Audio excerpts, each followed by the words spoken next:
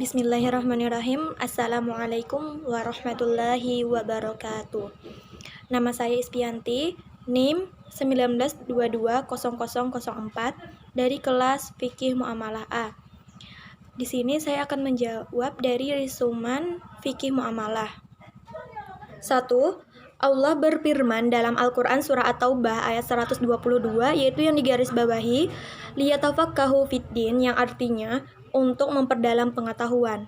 Ini keterkaitannya dengan ilmu fikih itu sangat erat dengan kehidupan keseharian kita, karena baik dalam kehidupan pribadi maupun kehidupan secara kolektif dalam bermasyarakat, kita butuh ilmu fikih dalam menyelesaikan permasalahan.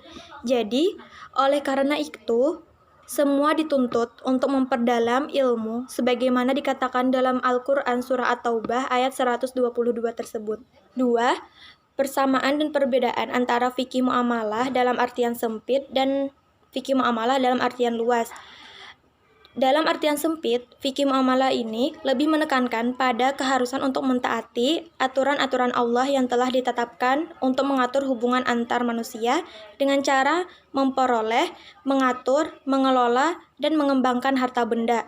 Sedangkan dalam artian luas, fikih muamalah ini diartikan sebagai aturan-aturan hukum Allah untuk mengatur manusia dalam kaitannya dengan urusan duniawi, dalam pergaulan sosial, atau mengatur hubungan sesama manusia dan hubungan antara manusia dengan benda.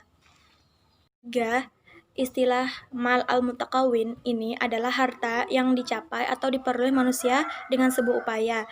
Contohnya seperti makanan, pakaian, dan lainnya. Kemudian mal ghair al-mutakawin. Nah, ini harta itu belum sepenuhnya berada dalam genggaman kepemilikan manusia, seperti mutiara di dasar laut, minyak di perut bumi, dan lainnya. Mal al-iqrar ini harta yang tidak bisa dipindahkan. Contohnya seperti tanah dan bangunan. Kemudian mal al-manqul, ini harta yang bisa dipindahkan, bisa ditransfer ke suatu tempat. Contohnya seperti uang, harta perdagangan, dan lainnya. Mal al-misli, ini terdapat dalam pasaran dan atas bentuk fisik dan bagian-bagiannya.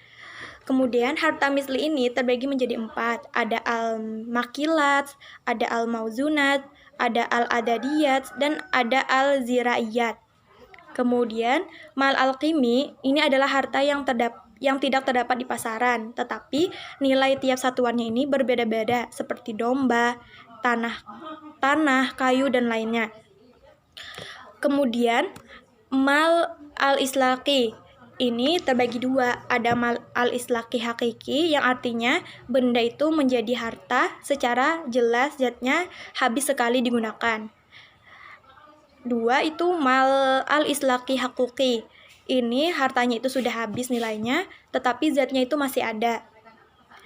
Kemudian mal al-istihmali. Nah, ini adalah harta yang dapat digunakan berulang kali dan materinya itu tetap terpelihara. Sebab terjadinya kepemilikan yang populer di tengah masyarakat yaitu 1. Karena bekerja, 2.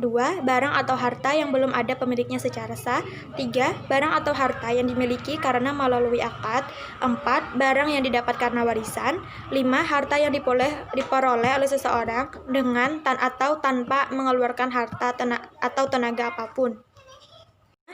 Hukum jual beli secara online itu boleh dilakukan karena dalam Islam, jual beli online itu termasuk akad jual beli salam, yaitu pembelian barang yang diserahkan di kemudian hari, sedangkan pembayarannya itu dilakukan di muka. 6.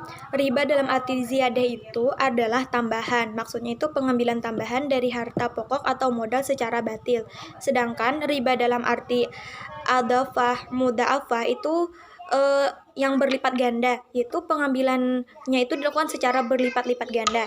Nah, konsekuensinya terhadap bunga bank dalam ketentuan hukum Islam ini yang dibungakan itu dinyatakan haram hukumnya. Falas yang sesuai dengan 7.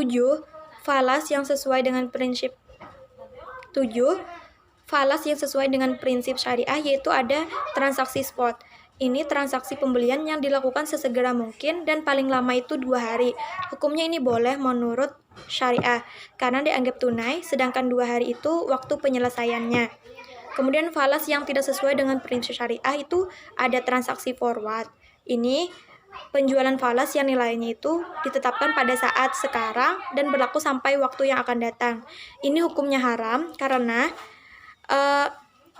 harga yang digunakan adalah harga yang dalam perjanjian. Sedangkan padahal harga pada waktu penyerahan tersebut belum tentu sama dengan nilai yang akan datang.